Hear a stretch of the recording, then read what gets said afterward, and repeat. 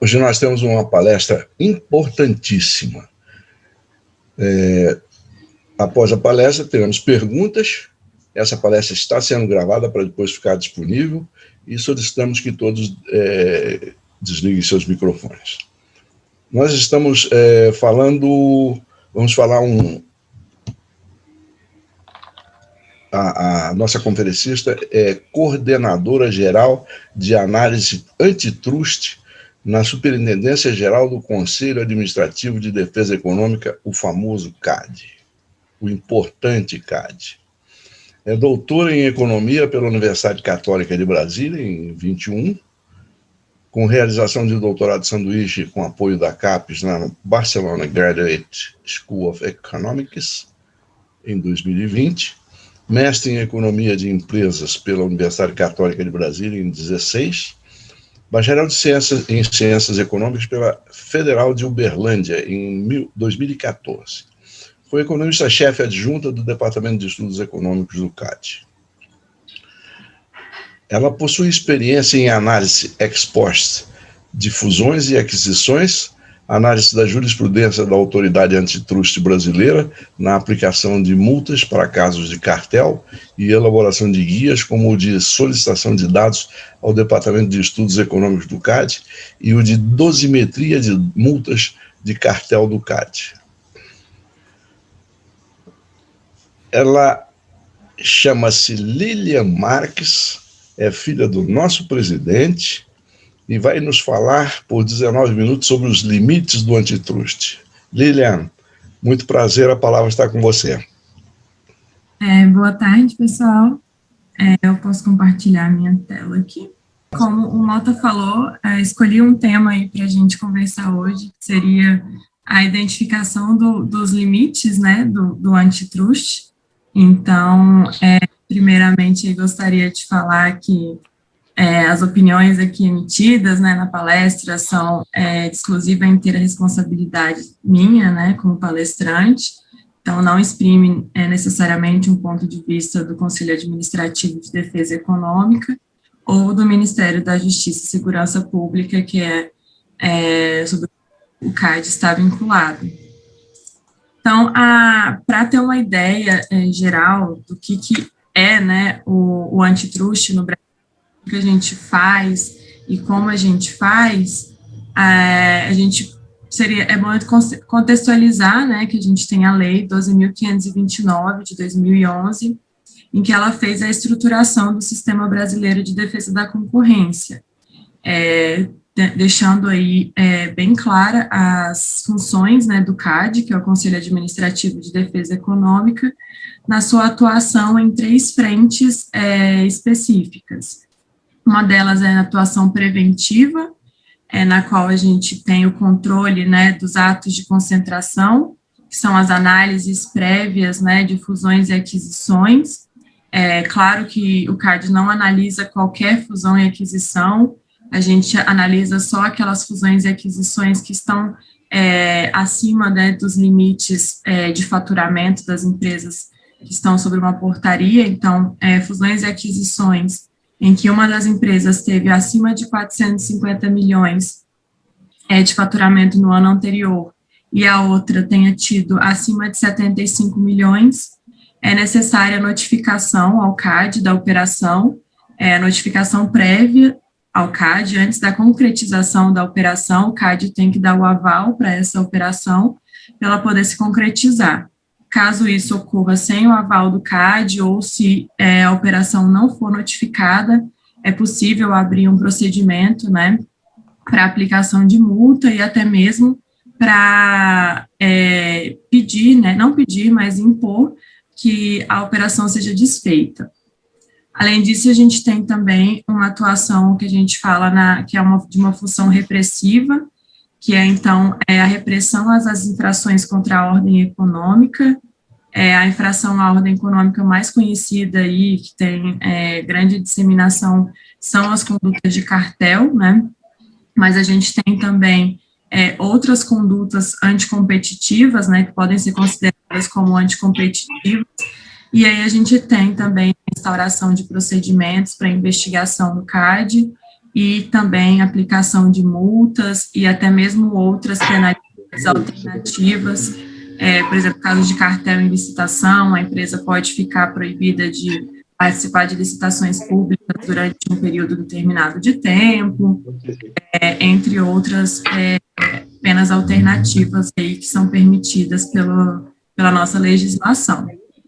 E, por fim, mas não menos importante, a gente tem a função educativa, que é justamente disseminar o conhecimento o que é a defesa da concorrência, mostrar o que seria essas condutas anticompetitivas, né, no mercado, para evitar que um concorrente ou uma empresa faça alguma dessas condutas, até mesmo sem saber que aquilo é algo anticoncorrencial, né, que é proibido por lei. Então, a gente tem vários estudos, divulgação de estudos no site, especialmente realizados pelo Departamento de Estudos Econômicos, realização de seminários também com diversas agências reguladoras, também com diversas entidades aí, academia no geral. Então, esses três são os três eixos principais de atuação do CAD. E para falar um pouquinho, né, de como se dá essa atuação do CAD, né, por que a gente precisa da atuação do CAD, eu retomo um pouquinho aqui em relação por que a gente tem que ter, né, o governo atuando em alguns setores, na verdade, tentando minimizar o que a gente chama de falhas de mercado. Então, a gente tem aí as políticas públicas, né, que tem um papel de direcionar, né, para setores específicos, ali, esforços, conhecimentos específicos, para que a gente tenha uma melhoria final, né, no setor, tanto no produto que isso vai gerar, no emprego.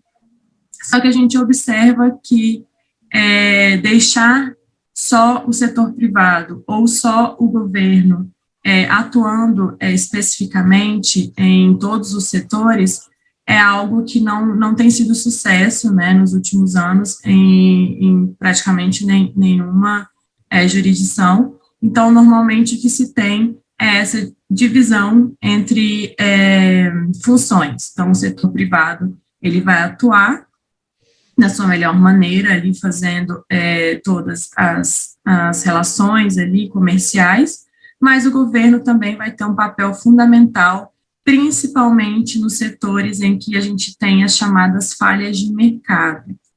Mas o que são essas falhas de mercado, né? Então, as falhas de mercado é o que a gente diz que prejudica ao que a gente chegue no que seria um equilíbrio de longo prazo, né, na economia.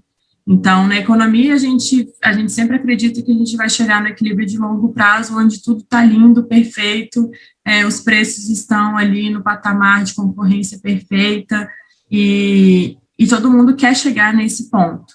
A questão é que, para chegar nesse ponto, a gente tem que ter informação completa, e normalmente isso não ocorre. Então, a informação incompleta, ela é uma falha de mercado. Então, a gente não tem acesso a todas as informações, tanto quem está de um lado, quanto quem está do outro, numa negociação, não tem acesso a todas as informações para tomar decisões de forma eficiente. Além disso, a gente tem a questão de externalidades. Externalidades são efeitos que são causados, né, a outro agente, no caso, por uma atitude minha. Então, eu tenho externalidades que podem ser positivas, mas tenho também externalidades que podem ser negativas, e a mais fácil de exemplificação aqui é a poluição. Então, uma fábrica, ao atuar, ao produzir de forma eficiente, ela pode gerar ali uma externalidade negativa para a população, porque ela está emitindo um alto grau de poluição, e isso também é uma falha de mercado. A gente tem que olhar e tem que atuar para minimizar de forma aí a atingir o máximo possível do que a gente espera que seria a eficiência. E também temos os chamados bens públicos, que são aqueles bens, então, que é de interesse da sociedade no geral, e que acabam trazendo um certo custo, né, para alguns agentes. Às vezes você tem, por exemplo, segurança pública, a própria questão de infraestrutura.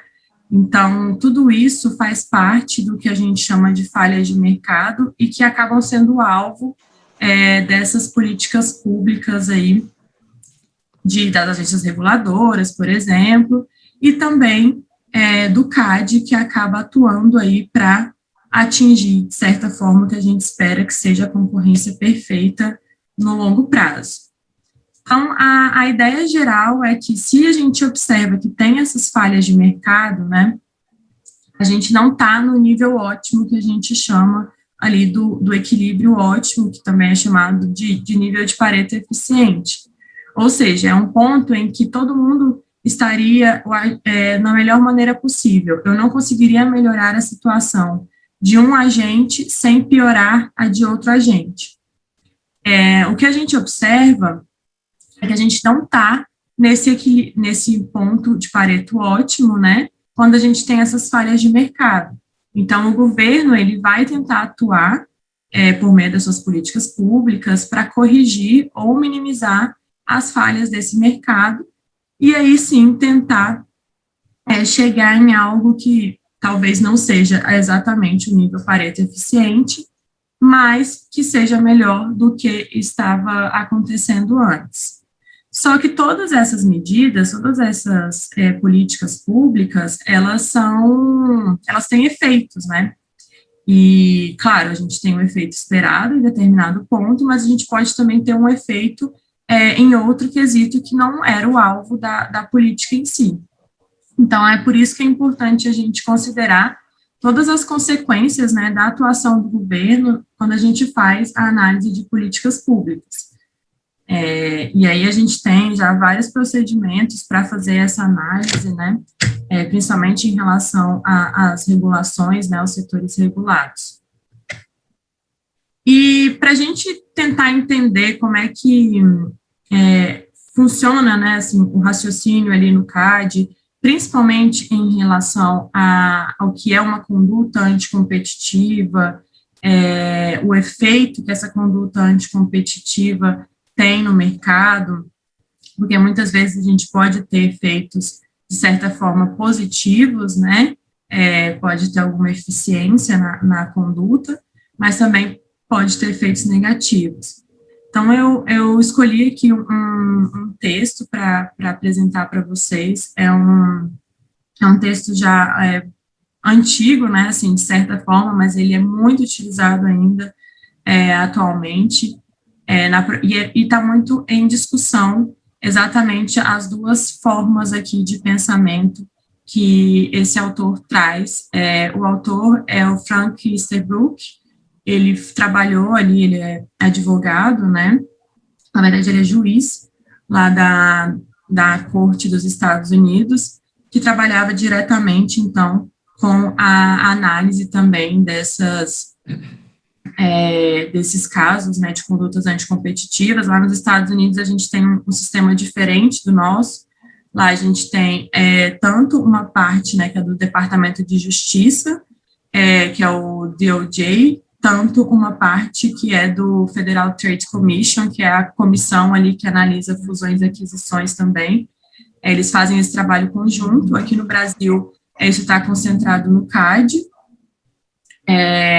mas que a gente também tem, né, um tribunal que a gente chama de tribunal administrativo, no qual a gente tem a condenação, né, para condutas anticompetitivas, condutas administrativas também. A gente está falando tudo em nível administrativo, pode ser depois repassado a nível penal, né, e aí eles podem responder em outras jurisdições, mas aqui no CAD a gente fala da parte do tribunal administrativo mesmo, né. Então, esse texto, ele tem o título de The Limits of Antitrust.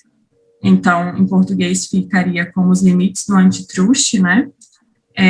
A próprio nome, né, o antitrust, muitos ficam assim na ideia. A questão é que a ideia de trust é algo ali, como se fosse um monopólio, é uma coisa muito grande, que tem um poder ali gigantesco, e a ideia, então, do antitrust é exatamente você não deixar que isso aconteça, né? Evitar os monopólios, evitar essa grande concentração de poder de mercado.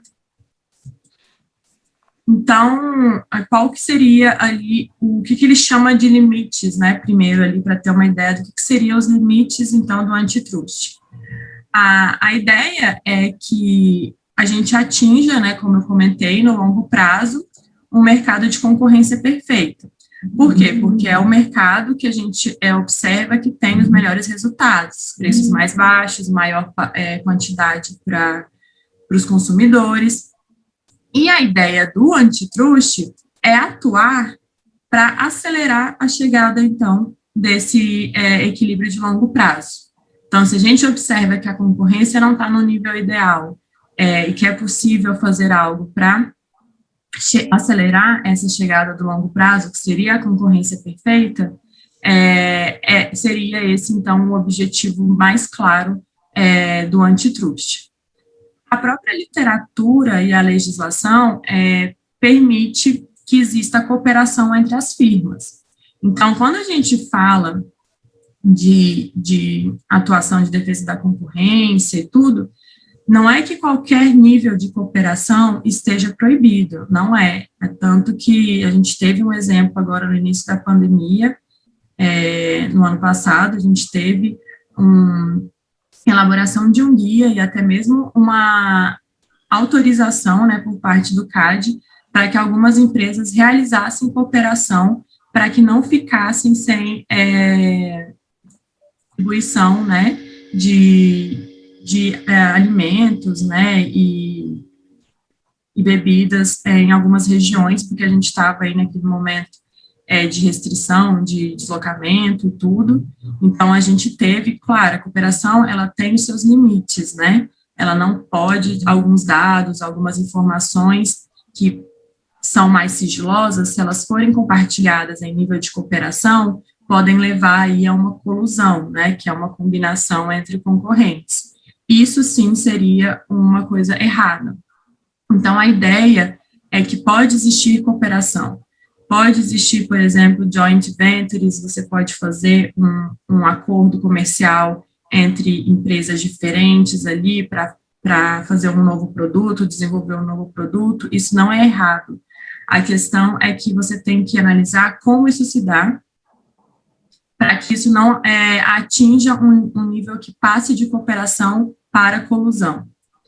Então, a ideia é analisar essas atitudes, né, porque elas podem ter um efeito pró-competitivo, né, benéfico para os consumidores, por exemplo, desenvolvimento de um novo produto, com duas empresas que se juntam ali para unir tecnologia, expertise, e desenvolver um novo produto, isso pode sim ter um efeito pró-competitivo.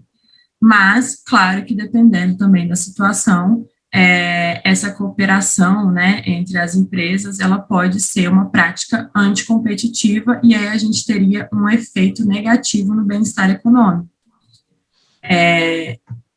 Até mesmo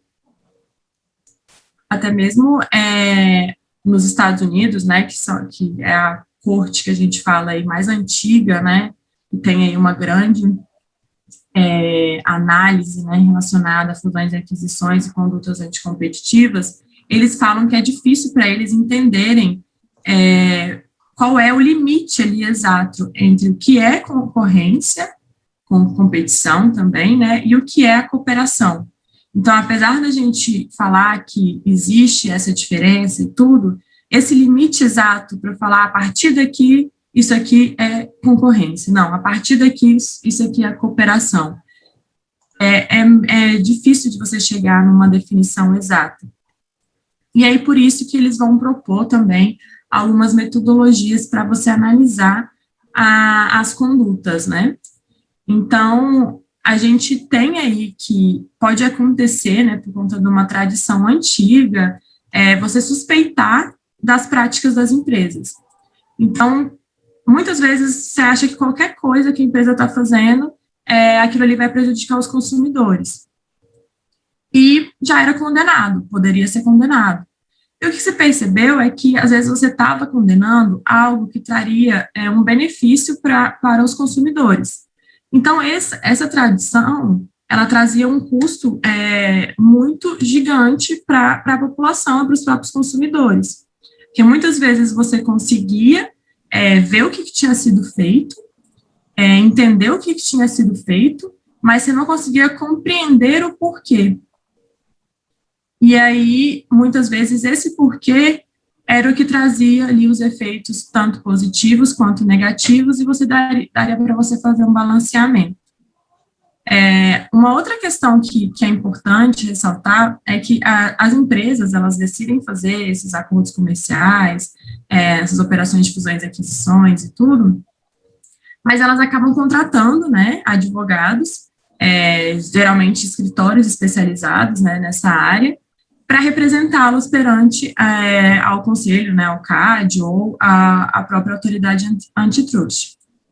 E a questão é que existe já uma perda de conhecimento. Os advogados não têm conhecimento ali a fundo do setor tão bem quanto os próprios donos ali, os diretores das empresas. E os próprios juízes, né, então as pessoas que estão julgando ali aquela denúncia, né, de prática anticompetitiva, eles sabem menos ainda que os advogados, que sabem menos ainda que os empresários. Ou seja, aqui a gente tem uma grande dificuldade de deixar os entendimentos em um nível ali igual para todos. Então, essa é uma dificuldade, né, que o autor mostra e que a gente tem que deixar claro que isso acontece, e que para isso ele propõe, né, a aplicação de alguns filtros, né, que a gente chama de alguns testes, para a gente tentar entender o que seria uma prática anticompetitiva e o que seria uma prática pró-competitiva. Então, ele fez essa sugestão, esses testes são utilizados ainda na maior parte das autoridades, claro, foram aperfeiçoados em alguns casos, mas, assim, de uma maneira geral, apesar de ser um texto antigo, é o que ainda é utilizado hoje em dia. Então, a ideia geral aqui é a gente falar que existem dois pensamentos possíveis, né, quando você faz uma análise de uma conduta anticompetitiva. Você pode considerar que ela per si, algo anticompetitivo, então ela é, sim, uma conduta, ou seja, não precisa de nada praticamente para analisar, não preciso olhar o efeito dela no final, eu só preciso saber que ela aconteceu. Se ela aconteceu, se ela já teve a intenção de prejudicar o mercado, ela já seria, per si, passível de condenação. E por que a gente tem isso? A gente tem isso porque algumas condutas possuem um alto custo para você obter informação. E você ficar gastando tempo para fazer uma análise dessa conduta, que você vê que na maior parte dos casos ela não tem efeitos benéficos, ela só tem efeitos negativos, é mais fácil você ter meio que uma economia processual, aí, uma economia de custos, porque a chance de você condenar uma prática que seria benéfica, ela é muito pequena nesse caso. E você não condenar uma prática anticompetitiva, nesse caso, seria algo muito ruim para a sociedade. Então, o que a gente considera como regra per si no Brasil, e assim, na maioria das autoridades também, outras jurisdições, o cartel é considerado uma regra per si, que é a própria colusão, né, entre concorrentes. Então, quando a gente fala de cartel, a gente está falando aí de colusão sempre entre concorrentes, e isso mostra um prejuízo para o mercado. Então, é uma conduta que é considerada como regra per si. As outras condutas, elas podem ser analisadas, e é o que tem sido feito normalmente, e é a recomendação para que se analise pela regra da razão. Ou seja, a regra da razão, ela vai mostrar, então, uma investigação completa de todos os custos e benefícios econômicos daquela prática. E qual é o efeito que essa prática vai ter no bem-estar social. Então, se no final a gente olha, não, teve benefícios, maiores do que os malefícios, provavelmente isso vai afetar ali como vai ser feita a penalidade, né, se vai ser feita uma penalidade. Então, tudo isso é pesado quando a gente analisa a regra da razão, porque a gente tem que muitas práticas podem ser pró-competitivas ou neutras, e a gente não pode correr o risco. Então, a gente utiliza agora esses filtros que eu vou falar, principalmente na parte quando a gente aplica a regra da razão. Então, quais são os filtros, né? São 5 filtros propostos de forma, assim, genérica, né? O primeiro deles, então, literalmente filtro. Então, se eu pego o primeiro e eu já não atingi ele, eu já cancelo ali, já posso arquivar essa conduta, né, essa denúncia, porque ela já não teria probabilidade ali relevante de ter um efeito anticompetitivo. Se eu passei no primeiro filtro, ela continua, eu vou para o segundo, vou para o terceiro, até o 5º filtro, né? Então, o primeiro filtro é analisar se a empresa que está praticando essa conduta, se ela tem poder de mercado, né? Então, o que é o poder de mercado? O poder de mercado é a capacidade que uma empresa pode ter de aumentar preços de forma significativa, sem perder muitos clientes e continuar tendo lucro.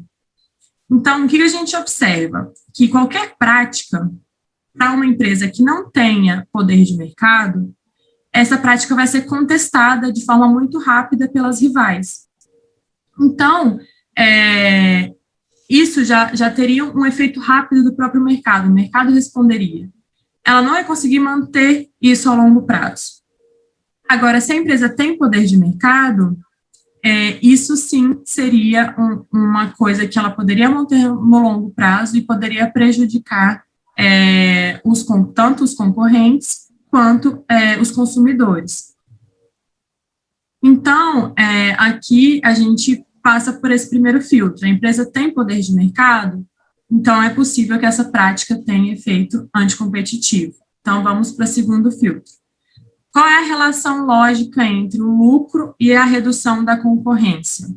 Se uma prática ela é anticompetitiva e particularmente não lucrativa, ela não vai conseguir se manter por muito tempo. Então, a gente tem uma prática chamada de preço predatório, que é quando uma empresa coloca o preço abaixo no próprio custo, porque ela quer ali conquistar todas as vendas daquele produto em detrimento de outra empresa, de outro concorrente. Então, ela quer praticamente acabar com o outro concorrente.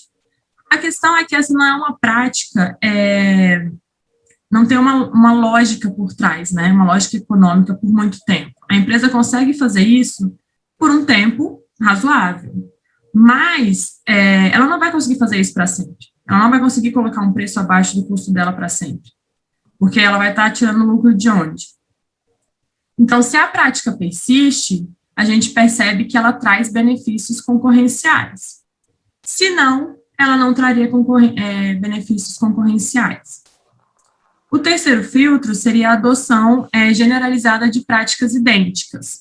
Então, quando você começa a observar que aquela prática não está sendo utilizada apenas por aquela empresa, ou seja, todos os concorrentes também fazem a mesma coisa, política de desconto, todo mundo faz a mesma política de desconto, todo mundo faz empacotamento de serviços, né? Então, não necessariamente isso é algo anticompetitivo. Se os outros estão conseguindo replicar, refazer, os consumidores vão ter a opção de escolher. Então, a concorrência ali estaria equilibrada, né? Porque estaria oferecendo diferentes produtos em diferentes métodos, e é o jeito que a própria concorrência funciona. Então, é uma resposta de um em relação à atitude do outro.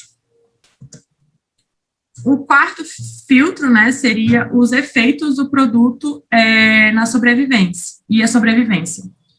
Aqui a ideia é a parte de análise de barreiras à entrada. Então, barreiras à entrada é exatamente uma das falhas de mercado que a gente pode ter.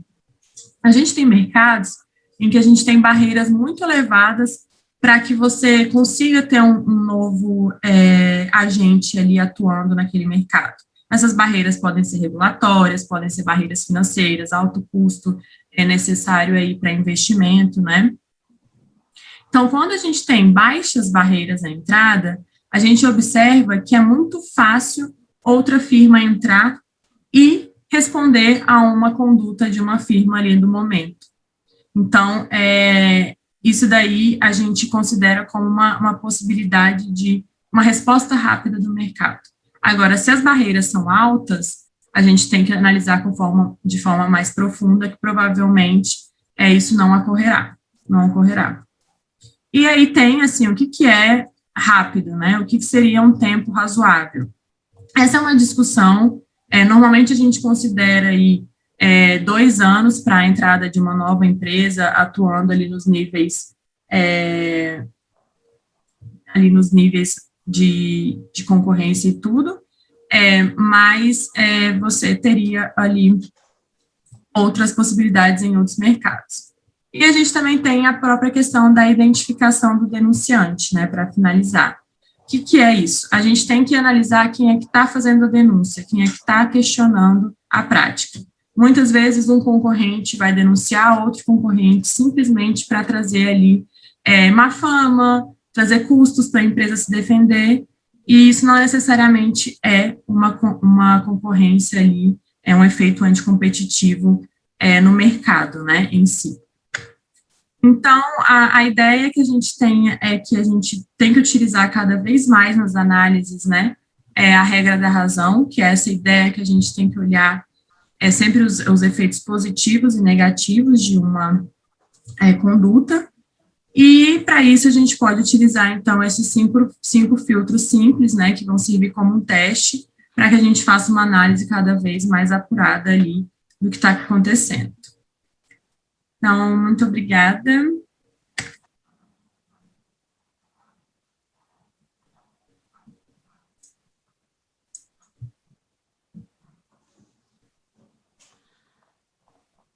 Ok. O companheiro Bento Félix, o companheiro Mota, ele teve que se ausentar porque ele tinha que participar de uma banca. Aí você poderia conduzir para nós aí? Com certeza, presidente. Mas antes de começar a condução, eu queria, quebrando o protocolo, parabenizar a palestrante pela brilhante apresentação, elucidando vários pontos aí para nós. Eu também sou economista, não sou doutor, né, como ela, mas parabéns, palestrante. Nós passamos, então, agora, a palestrante, nós temos, praxe do nosso clube, abrir a oportunidade para 2 perguntas. Então, por gentileza aí, quem tiver interessado em fazer pergunta, levante o braço e eu peço ao companheiro Chico que identifique a pessoa, já que nem todos eu tenho um bom conhecimento. Quem tem alguma pergunta, por favor.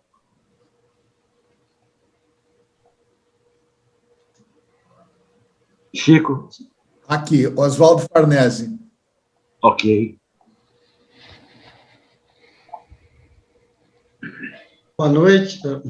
Boa tarde a todos. Lilian, excelente, muito abrangente a sua apresentação, né, também por toda essa bagagem e experiência que você tem, era de se esperar mesmo, né, e muita coisa, às vezes a gente, talvez até amplia, né, o que a gente imagina sobre o assunto. Me chamou a atenção quando você falou sobre práticas semelhantes, né, empresas, às vezes, até isso se enquadra também no trust, né, para empresas adotarem muitas práticas semelhantes. Uma coisa que me chama muita atenção é na questão das empresas de telefonia, móvel principalmente, a questão da fidelização.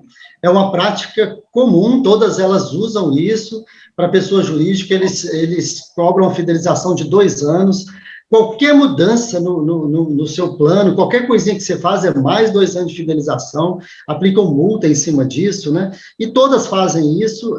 Eu sinto isso assim um abuso, né, com o consumidor, e a gente fica refém disso. Aparentemente, isso também se enquadraria um pouco nisso, questão dessas práticas semelhantes?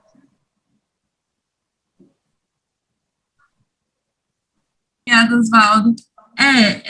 Assim, como a gente falou, né, tem essa questão das práticas semelhantes, tem a própria questão da telecom, né, que são esses empacotamentos, a gente tem aí, de você colocar um telefone fixo, colocar o serviço ali de TV por assinatura, o serviço de internet por assinatura, por determinado valor, e assim, o empacotamento em si, o que a gente considera nas análises, que a gente tem percebido, é que ele não é maléfico, né, para o consumidor e para a concorrência.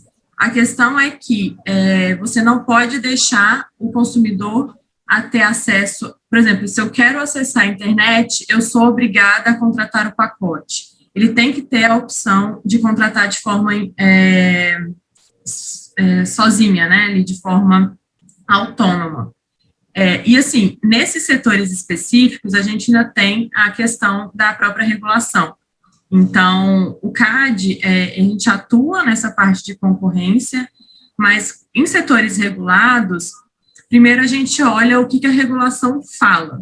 Então, se a regulação permite aquilo, a gente aceita aquilo e vê a concorrência com base como é que poderia melhorar a concorrência com base naquilo que está imposto, né?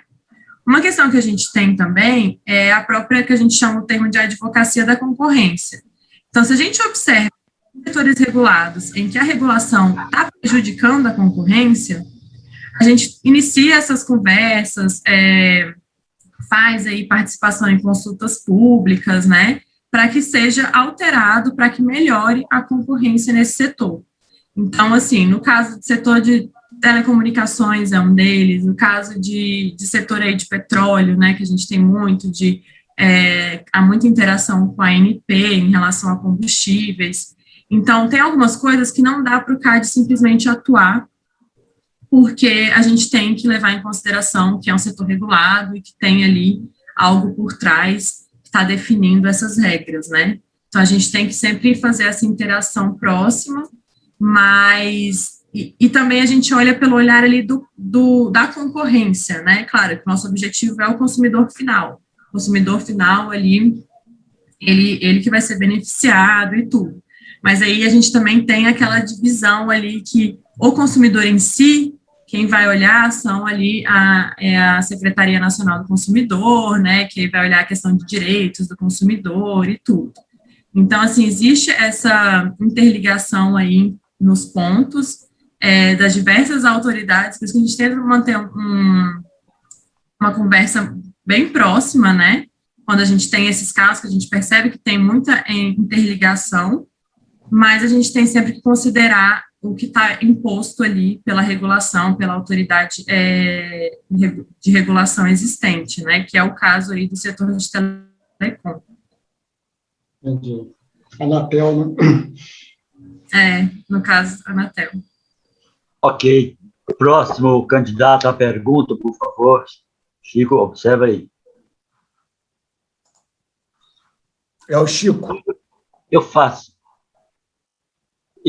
uma pergunta. Na verdade, o consumidor brasileiro, ele é um coitado, né? Porque está refém, né? Principalmente dos oligopólios.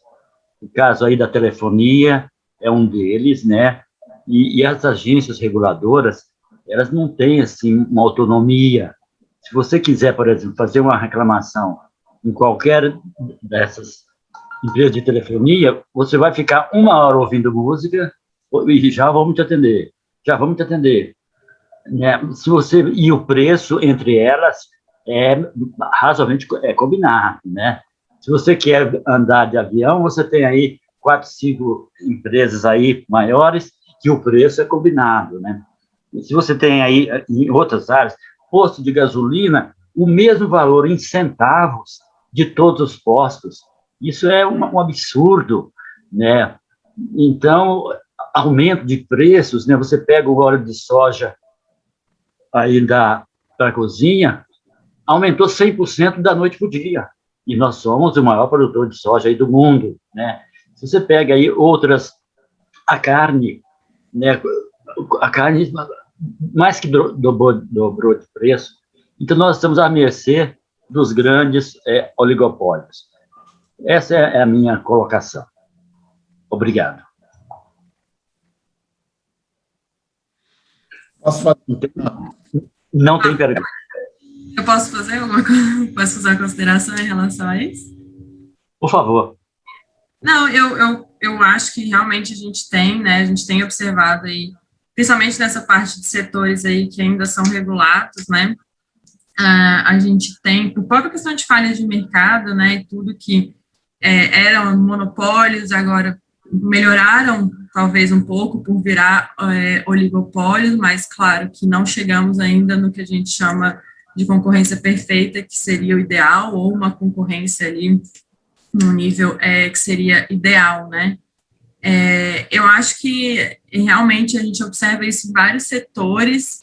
Em relação a práticas anticompetitivas, apesar de muitas vezes a gente ver, né, a questão ali do preço tá igual e tudo, para punir isso a gente precisa de outras informações, então a gente tem que saber que realmente isso foi combinado, né, que aquilo ali tem uma prática anticompetitiva por trás. Simplesmente o preço igual, a gente, né, no CAD, não pode afirmar que é um cartel e que isso tem que ser punido. Então, a gente tem que ir em busca de provas, tem que ir em busca de algo ali mais forte, né, para poder condenar. Então, essa é a dificuldade, né, que a gente tem. Não basta simplesmente olhar, tá tudo igual aqui. A gente tem discussões em relação à possibilidade de existir cartel nos próprios algoritmos, né, das companhias aéreas ao fazer a precificação das passagens aéreas ali, olhando diversas pesquisas, né, em sites diferentes. Então, assim, isso tudo é algo que está em discussão, que a gente tenta analisar e ver como que a gente pode atuar, mas existe essa limitação. Então, assim, não dá para a gente atuar sem ter algo concreto ali, uma prova mesmo, né, um conteúdo probatório ali eficiente para a gente defender essa ideia, né. É uma conduta, é uma prática ali que é condenada por um tribunal administrativo, então a gente tem que ter tudo isso por trás. E a remuneração sua aqui hoje pela palestra, pela sua dedicação, ela vai ser um certificado, né, pela sua apresentação, para você lançar no seu currículo Lattes, no seu currículo vitae, né, e eu espero que a entrega presencial seja possível fazer dentro de algum tempo, mas por hoje ela vai ser entregue em meio virtual, né? O Chico vai encaminhar depois aí o certificado para você, e eu agradeço a sua participação aqui em nome da UPS, né, que é uma instituição hospedeira do nosso clube, e também em nome do nosso clube, e que você tenha sucesso aí nessa jornada, que você possa voltar aqui e falar para nós depois sobre casos específicos, como o setor de aviação, né, e outros que foram citados aqui. Muito obrigado aí pela sua participação.